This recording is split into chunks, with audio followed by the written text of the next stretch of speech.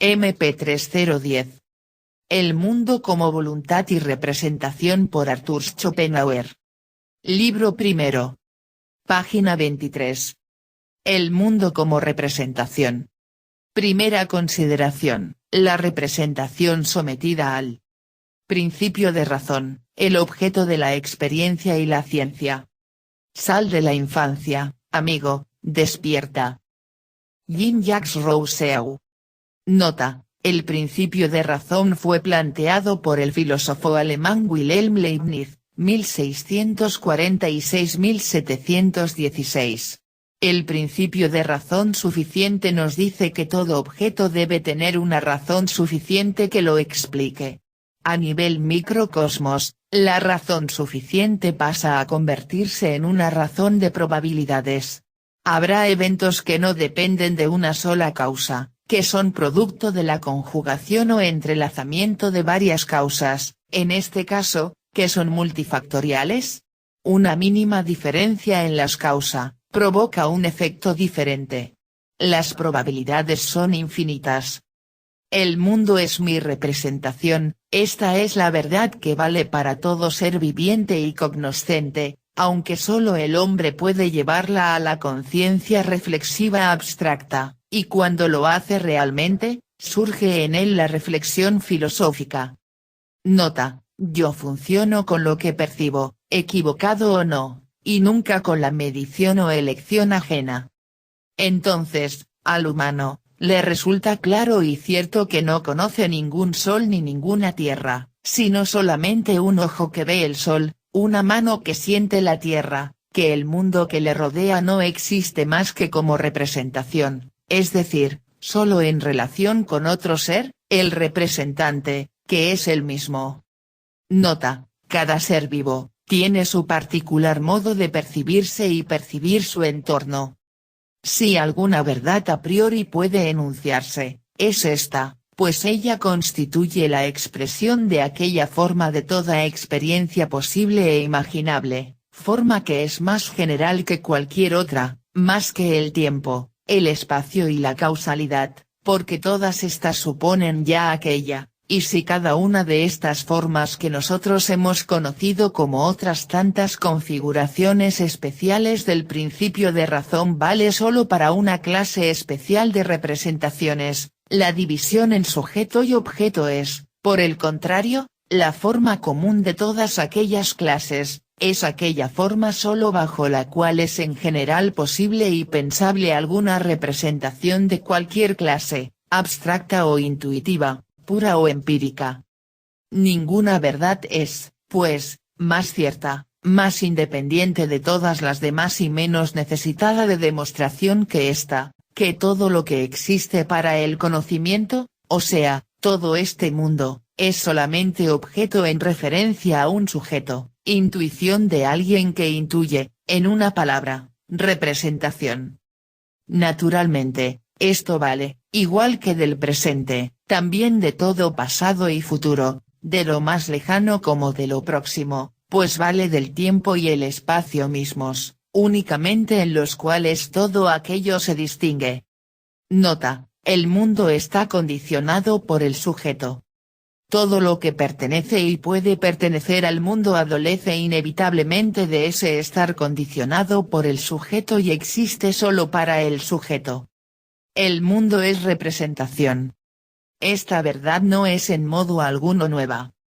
Se hallaba ya en las consideraciones escépticas de las que partió Descartes. Pero fue Berkeley el primero que la formuló claramente, con ello ha contraído un mérito inmortal en la filosofía, si bien el resto de sus doctrinas no se puede mantener.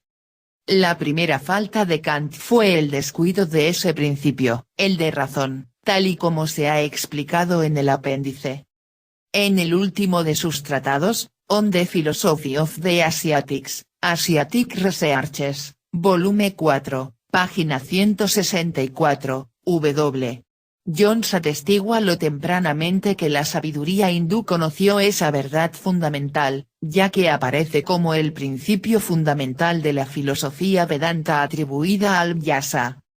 El dogma fundamental de la escuela Vedanta no consistía en negar la existencia de la materia, es decir, de la solidez, la impenetrabilidad y la extensión, negación que sería una demencia, sino en corregir la noción usual de la misma y afirmar que no tiene una esencia independiente de la percepción mental, que la existencia y la perceptibilidad son conceptos intercambiables. Nota: si algo se percibe existe, si no se percibe, nada es. Estas palabras expresan suficientemente la coexistencia de la realidad empírica y la idealidad trascendental. Así pues, en este primer libro consideramos el mundo desde el aspecto indicado, solamente en la medida en que es representación. Que esta consideración, sin perjuicio de su verdad, es unilateral y está provocada por una abstracción arbitraria, se lo anuncia ya a cada cual la aversión interna con la que asume que el mundo es su mera representación, si bien, por otra parte, no puede sustraerse de ese supuesto. El carácter unilateral de esa consideración se completará en el libro siguiente con una verdad que no es tan inmediatamente cierta como aquella de la que partimos aquí y a la que solo puede conducir una investigación más profunda, una abstracción más complicada, una separación de lo diferente y unión de lo idéntico, una verdad sumamente seria y que habrá de resultar para cada uno, si no terrible, si grave, a saber, que exactamente igual podemos y tenemos que decir, el mundo es mi voluntad.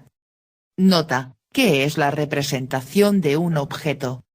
Pero hasta entonces, o sea, en este primer libro, es necesario que nos quedemos fijos en el examen de aquel aspecto del mundo del que partimos, el de su cognoscibilidad, y no tener reparo en considerar como mera representación y calificar de tal cualquier objeto existente, incluso el propio cuerpo, como pronto explicaremos más detenidamente.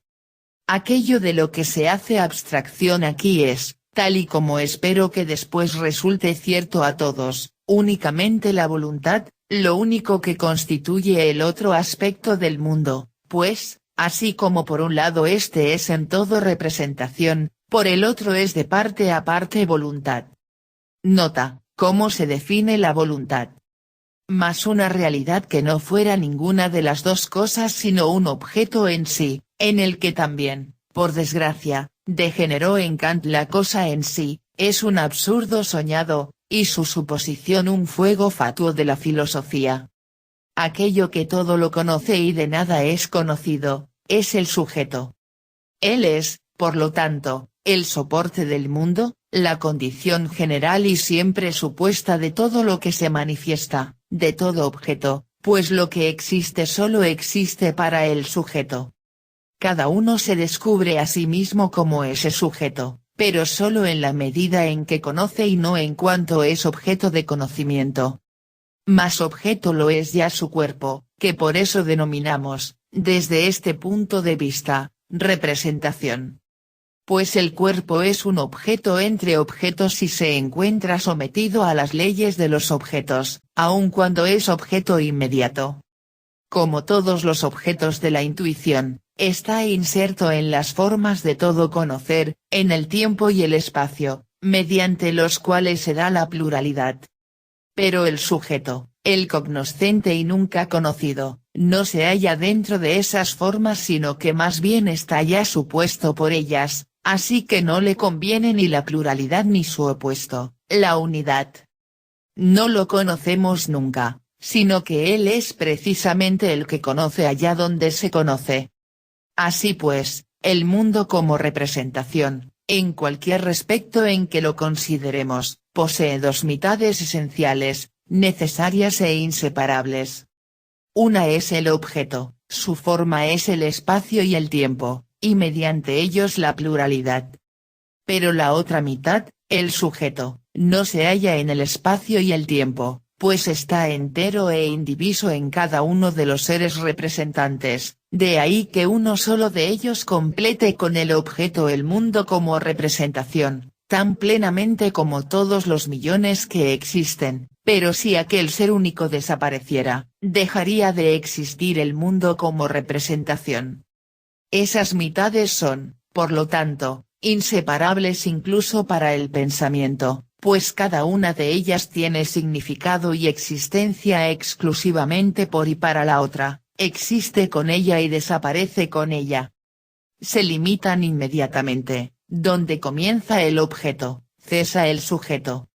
El carácter común de esos límites se muestra precisamente en que las formas esenciales y universales de todo objeto, tiempo, espacio y causalidad, pueden ser descubiertas y plenamente conocidas partiendo del sujeto y sin conocer siquiera el objeto, es decir, en lenguaje kantiano, se hallan a priori en nuestra conciencia. Haber descubierto eso constituye un mérito principal de Kant, y de gran magnitud. Yo afirmo además que el principio de razón es la expresión común de todas aquellas formas del objeto que nos son conocidas a priori, y que todo lo que conocemos puramente a priori no es sino justamente el contenido de aquel principio y lo que de él se sigue, así que en él se expresa todo nuestro conocimiento a priori. En mi tratado sobre el principio de razón he mostrado detenidamente cómo cualquier objeto posible está sometido a él, es decir, se encuentra en una relación necesaria con otros objetos, por un lado como determinado y por otro como determinante. Eso llega hasta el punto de que la completa existencia de todos los objetos, en la medida en que son objetos, representaciones y nada más, se reduce totalmente a aquella relación necesaria entre ellos, no consiste más que en ella, o sea, es totalmente relativa. Enseguida hablaré más de esto. Además, he mostrado que, conforme a las clases en las que se dividen los objetos según su posibilidad, aquella relación necesaria expresada en general por el principio de razón aparece en diferentes formas, con lo cual se confirma a su vez la correcta clasificación de aquellas clases. Todo lo dicho allá lo doy aquí por conocido y presente al lector, pues, si no se hubiera dicho ya, tendría aquí su necesario lugar. Todas nuestras representaciones se diferencian principalmente por ser intuitivas o abstractas. Las últimas están constituidas por una sola clase de representaciones, los conceptos. Estos son patrimonio exclusivo del hombre, que se distingue de todos los animales por esa capacidad para ellos que desde siempre se ha denominado razón. Kant ha sido el único en confundir ese concepto de la razón. En relación con ello remito al apéndice, como también a mis problemas fundamentales de la ética, sobre el fundamento de la moral, de la primera edición. Más adelante examinaremos esas representaciones abstractas en sí mismas, pero en primer lugar hablaremos exclusivamente de la representación intuitiva. Esta abarca todo el mundo visible, o el conjunto de la experiencia, junto con sus condiciones de posibilidad. Como se ha dicho, constituye un importante descubrimiento de Kant la tesis de que precisamente esas condiciones, esas formas de la experiencia, es decir, lo más general en su percepción, lo que pertenece por igual a todos sus fenómenos, es decir, el tiempo y el espacio, no solo pueden ser pensados in abstracto por sí mismos y al margen de su contenido, sino también inmediatamente intuidos, que esa intuición no es acaso un fantasma tomado de la experiencia mediante repetición, sino que es tan independiente de la experiencia que, más bien a la inversa, ésta ha de pensarse como dependiente de ella, pues las propiedades del espacio y el tiempo, tal y como las conoce la intuición a priori, rigen como leyes de toda experiencia posible a las que ésta siempre se tiene que conformar.